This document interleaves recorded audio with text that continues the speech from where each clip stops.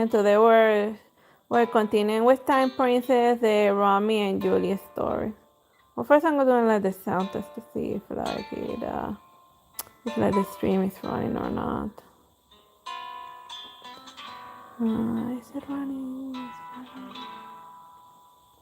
I see.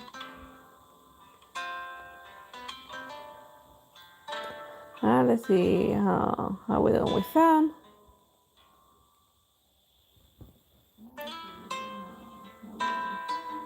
Alright, perfect. Everything's green.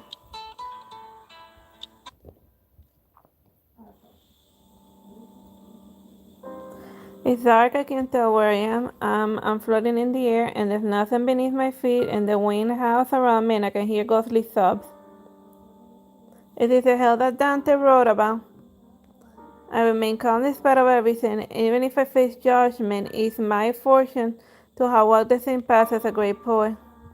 The sob suddenly vanished, and a sudden and powerful benediction sounds in my ears. Love, who know love, no pardon, love's required.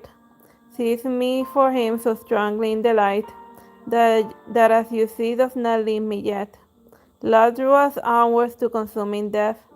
It is the confession Romeo and Juliet souls made. Love drew them onwards to consuming death. Descendant of the Montague, you may return. What about you? Will you continue to wait for her here? A long silence greets me, and I am trapped in the darkness even darker than the last.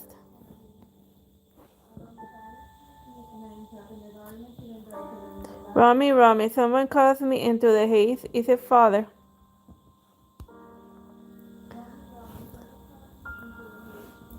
Lord Montague, the lady seems to have lost her vision as a result of her illness. How can this be? Don't worry, her fever has subsided and she should make a full recovery after some rest. It must be that accursed Bella, and I was against her going there, huh? Where am I? Romeo. I regain my senses after 3 days of high fever. My vision improves after a week. I came as soon as I could, Romy. How are you feeling? I think I regained my sight. The first thing I see is Bellona's blurry face, and the tears fall from my eyes, and my vision grows clearer with each tear shed. What's wrong, Romy? It's good that you regained your sight. Go ahead and cry. And I burst into tears as I hug her. Bellona, what happened during Romeo and Juliet's tragic romance 200 years ago? Did they truly love each other? I described my dreams to Bellona after crying my heart out. I don't know if it's appropriate to call it a dream, and it felt like I was in Romeo's memories. I finally understand why his diary entry stopped abruptly. The good times ended for Romeo after they pledged themselves to each other. That's why he destroyed his own diary. He was in extreme agony. I remember his desolate expression, devoid of all hope. I'm not sure exactly what happened all those years ago either, Romy. Perhaps Juliet betrayed Romeo, but they both lost their lives, which further strained the already strained relationship between the two families. I refuse to believe that Juliet would lie to her beloved. They passed on, Romy. Whatever happened 200 years ago has nothing to do with us. You should start thinking about this. Your priority is to rest. But your sudden illness must have been caused by Romeo's curse. He's become a vengeful spirit. He didn't even spare his own family descendants. Bellona makes a fair point, but I am not willing to give up so easily. I am against having an arranged marriage because I yearn for a love like theirs. I need a reason to continue with the path I'm chosen. Enough of that. Let's talk about something else. I have good news for you. Bellona is a considerate of others, and she changes the topic when she noticed me frowning in silence. The summer market next week will be the largest in Verona's history. I heard the maids talking about it. You'll be different this year. I heard that there will be many wonders from distant lands this time. I have convinced Lord Montague to let you visit as long as you recover by then. We'll shop all day. How does that sound?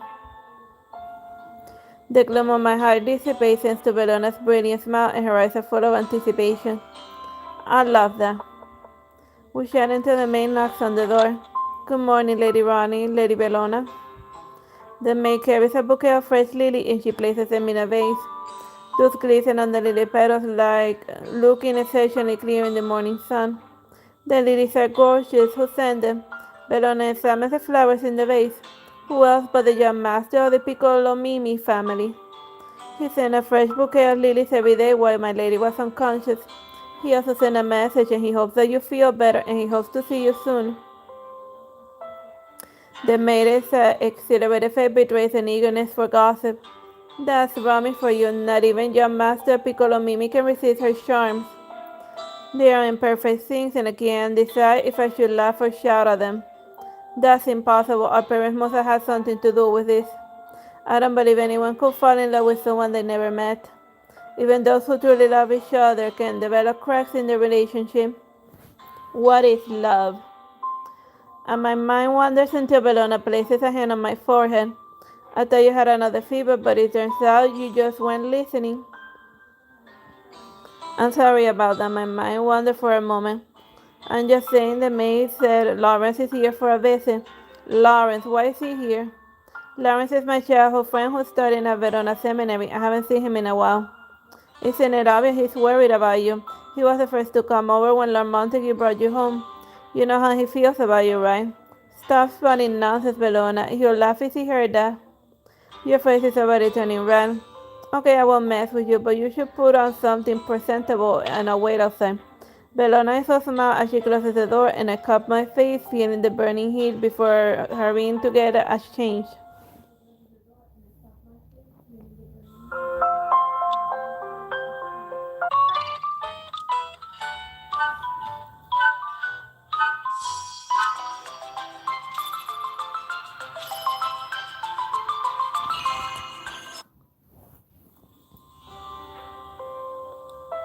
After I changed, I head to the parlor downstairs with my maid. And I spot Lover sitting on the sofa and he stands when he sees me and he appears anxious. Ronnie, are you feeling better? He turns away unwilling to look at me and I grow nervous as well. Much better, thank you for asking. Glad to hear that. Lawrence asks a few more questions about my recent days and they fall silent. The atmosphere becomes awkward and strained. Is it just me or is Lawrence a bit different today? There's something I want to ask you, Romy. Please be truthful. Did you encounter anything unusual during your time at the villa? Unusual? Has he heard the rumors about the ghosts too? That's right, supernatural phenomena, for example. No, it was like staying at home. I decided to keep the tragedy a secret before I learned the full truth. Laurie soon leaves and I'm about to return to my room when a maid turns over and apology written all over her face. We were cleaning your room and realized the red rose on your windowsill has withered. I know how much you like it and I didn't want to dispose of it without checking with you first. What would you like to do with it, my lady? It withered, huh? Just leave it there and I want to look at it for a while longer. Understood. No matter how beautiful it is, no flower can escape death. The crushed roses in my dream wrap tightly around my heart, stabbing me with pain, and I take a deep breath. I must go find out the truth about what happened, not just for me, but for Romeo too. I don't think I can do it alone though. Who should I ask for help? Lawrence knows something about the ghosts and he asks about unusual happenings at the villa. And he worked at the church for years and is close to the priest who is extremely knowledgeable. Who knows, he might know the truth about what happened.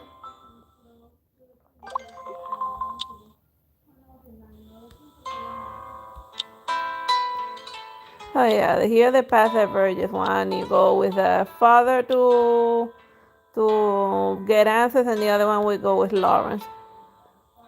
So let's just go with Lawrence. Shouldn't have made that much of a difference in the ending anyway. After giving it much thought, I decided to ask Lawrence about what happened to Romeo Montague and Juliet Capulet. He's a student at a seminary, so I don't expect him to have superstitious fear of death, and he might have some insight into the dream-like experience I've been having. He's been working at the church all year, and he may have heard the truth about what happened from the knowledgeable old priest. Besides, if I asked my father, he would only think I am spouting nonsense, and I heard from the maid that my father will be out for business today, and I won't be back until this evening. I'm going to grab this rare opportunity to sneak out. I am still a little weak, but I can't be bothered about that right now. It's Saturday, so Lawrence should be helping at the church. It was no time to waste, so change into comfortable clothing and prepare to head out.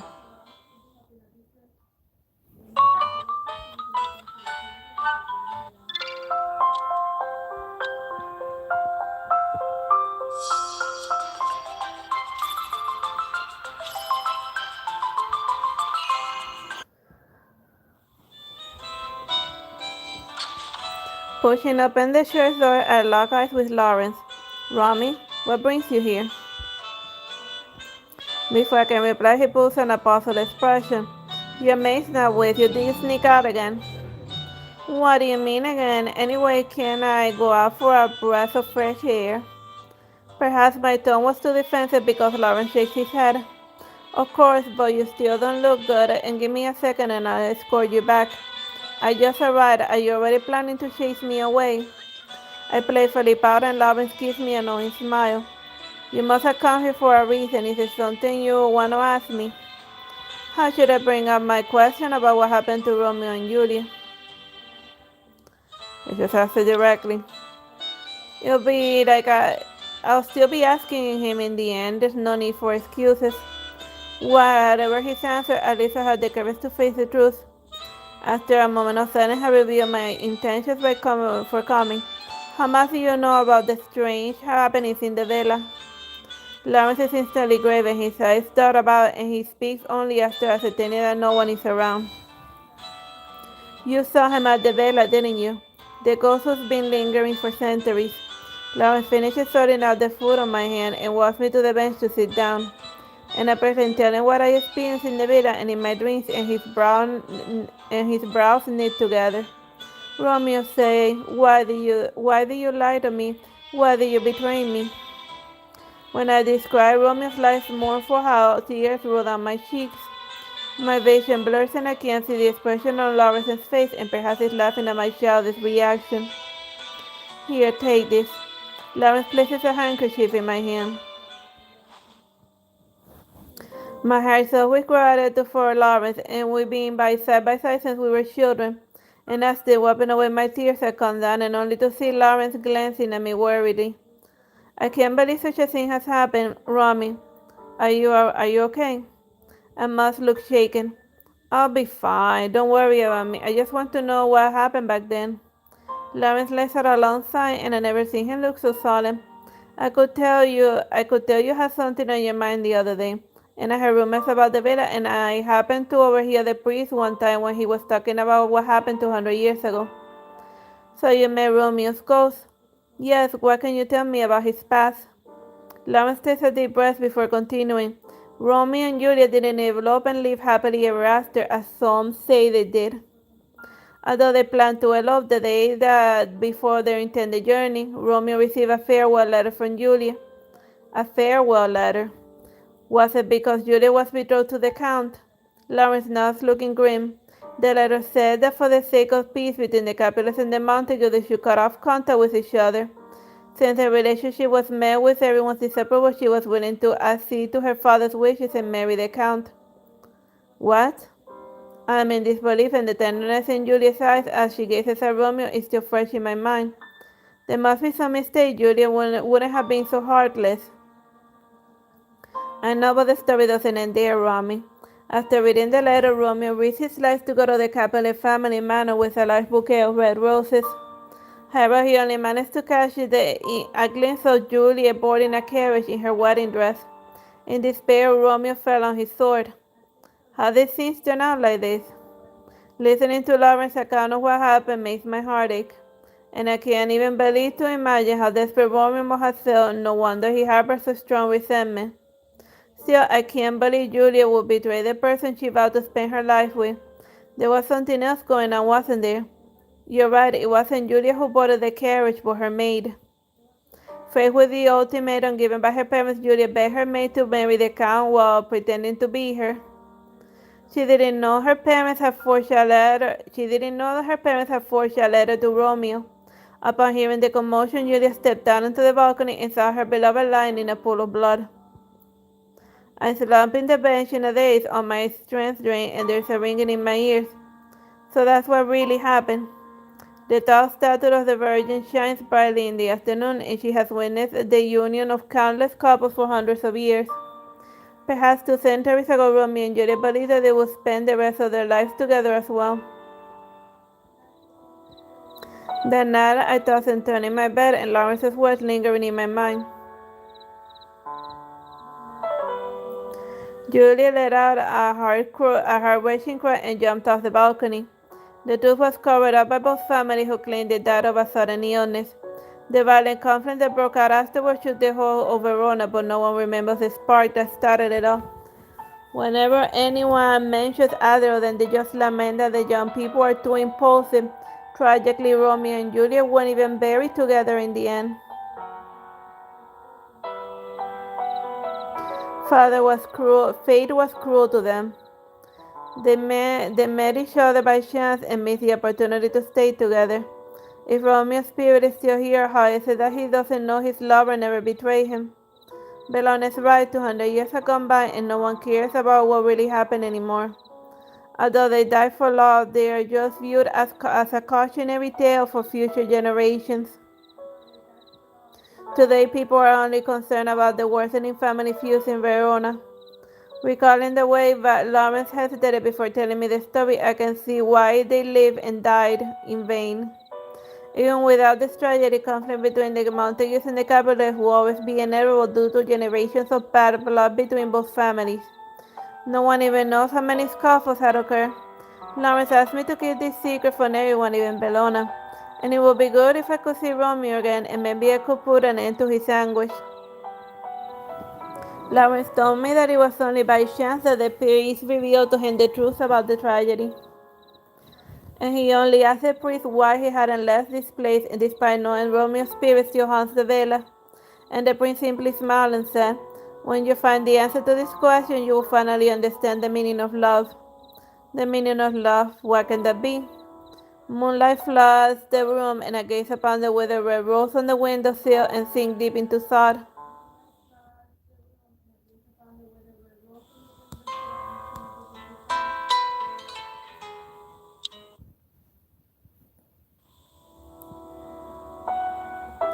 I toss and turn in my sleep, and am surrounded by darkness, and suddenly a voice speaks. Alas, that love, so gentle in his view, should be so tyrannous and rough in proof. But calm what sorrow can, and it cannot countervail the exchange of joy that one short minute gives me in her sight. Who's there? I turn to see Romeo's ghostly figure floating in the air. His gaze is distant and forlorn. You refuse to leave the villa again because you want to see her. You're still waiting for her, aren't you? I waited for so long, but why would she return when she betrayed me? There's a weariness in his eyes that speaks to him, having waited in vain for centuries. She didn't betray you. That farewell letter was forged by her parents, and the person you saw in the wedding dress was an impostor. She was waiting for you in the balcony. She was there until you drew your last breath, and then she chose to follow you into death. His face crumbles as though he's crying, though no tears fall from his eyes. Is that really true? Oh, if only I had known. I should have believed her. Instead, I gave in to my own doubts. Love makes one vulnerable to suspicions and fear, and I'm ashamed I let myself succumb to those feelings. But now I know that we loved each other to the end. I'm glad. Hopefully you can be at peace now. The pain look on Romeo's face is gone, and his mouth gratefully nods as his ghostly form begins to fade. A brilliant light envelops me more, and as I close my eyes,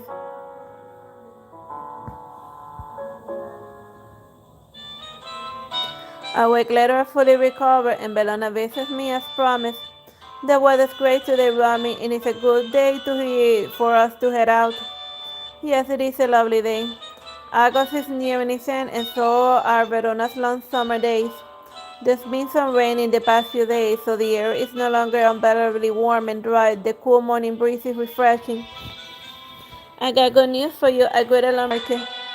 Well, father agreed, and he thought we had to sneak out. Of course he did. I wouldn't lie to you. Bellona grins at me and looking quite pleased with herself.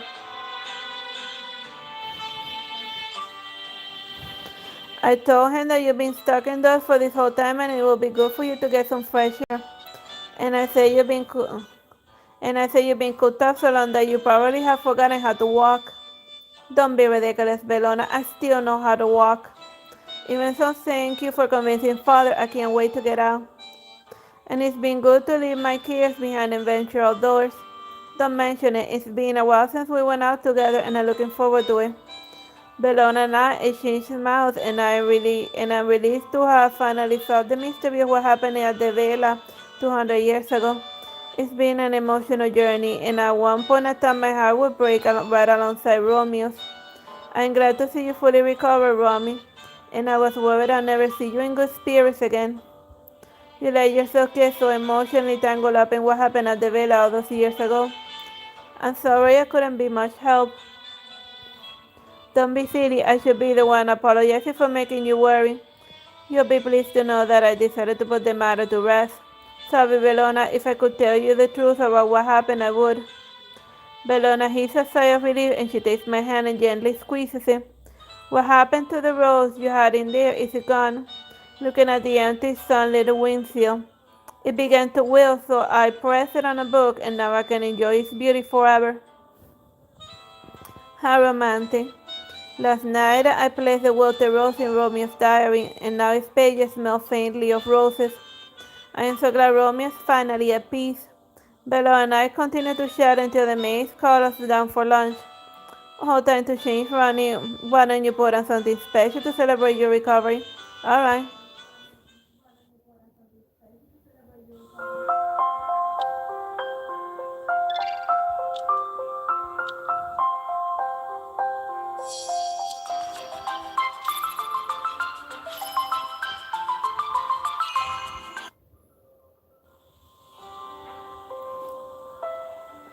After lunch with another line, I can't hold back our resentment anymore, and we let Father know that we're heading out. I am so delighted to finally be out that I don't mind the crowded streets. The summer market suddenly started to prepare a reputation for being the biggest, and I feel like everyone in Verona's here. It does, and I saw some handsome men who are definitely aren't locals, and we should have started to chat with them. I laughed at Bellona's mischievous smile, and we strolled down the street admiring all that there is to see. I've never seen so many curiosities from all over the world. Me too, isn't it wondrous? Bellona and I link arms as we continue on ahead of us, and someone sings to the beat of the drum. Look this way, ladies, and I have jewels from all over the world that will complement your beauty. A middle-aged merchant gestures at the glittering jewelry he has on display. Look at those rubies, they are the most brilliant red I have ever seen. Bellona starts to admire a bracelet set with rubies. You have excellent taste, miss. This bracelet is just the accessory you need. It once belonged to a Roman princess. Bellona is all ears as he begins waxing lyrically about the bracelet, and I turn to look at the other items on sale. What's that? I notice a beautiful rose made of copper. Its petals are in bloom and there are thorns on its long stem. If it weren't for this color, I'd think it was real. What are you looking at, Romy? Romy? Bellona has to say my name twice before I respond, and the store owner follows my gaze, immediately hands me the copper rose. You have an eye for quality, miss, and I paid a hefty sum for this fine rose. But the back is damaged, so I can sell it to you at a discount. Damaged? And I turn the figurine around and see an area where the copper has corroded.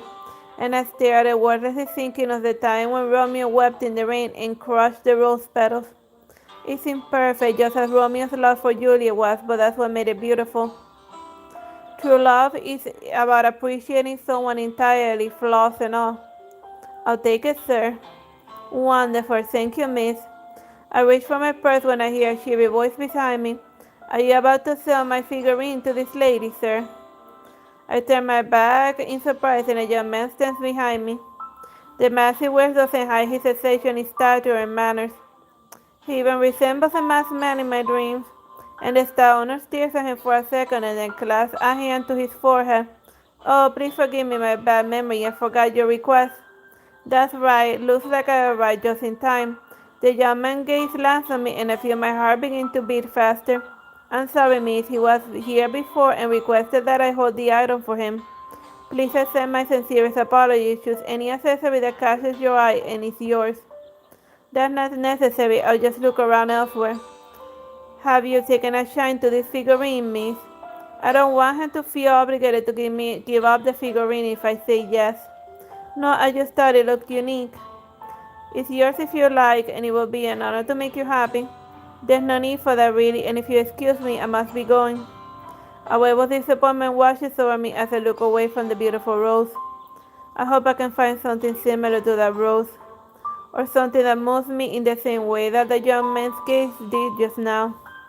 Bellona and I say goodbye to the store owner and set off, and we're rounding up the corner when a voice rings up behind us. Please wait. Huh? Bellona and I turn around in confusion, and a servant pushes over, panting heavily. My apologies, miss. The young master wanted to give you this. Who is your young master? I must report back to my young master promptly, and please accept this gift, miss. The servant hands me an object wrapped in brown paper, and the servant then leaves in a hurry, and Bellona and I remain rooted to the spot, intrigued. Open it, Romy. Judging by the servant's clothing, I bet he works for a prominent family, and it must be a nice gift. I nod and pull the strings wrapped around the brown paper. Oh, the paper falls away to reveal the copper rose. It's from the noble we met at the store, and he must have been taken with you, Romy. Maybe it was love at first sight. Don't be silly, Bellona. He simply decided against keeping the figurine for himself. I tried to act nonchalantly, but my cheeks are burning, and I suddenly noticed a handwritten card beside the figurine. May the red rose in your heart never wither. He wrote this for me. I whip my head and hoping to catch a glimpse of the noble in the crowd, but I don't see him anywhere. The noise of the bustling market all fade away, and all I can hear is the thunderous beating of my yearning heart. Will I see him again? Good heavens, your face is all red. All right, let's go. I won't tease you anymore. Bellona pulls on my hand and I stumble after her. All right, I heard that the rebellious young Master Capulet had just returned from studying abroad. I wonder if we'll get to meet him. Young Master Capulet, that adult father will want me to meet him. Unbeknownst to me, we had already met, and our names had already been written in the same line in the book of fate.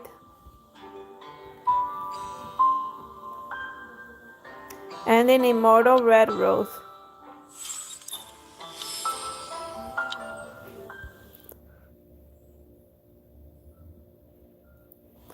Alright, and that's all of the Romeo and Juliet that Time Princess has, Romy and Julius genderswap that Time Princess has to offer. And I'll see next time which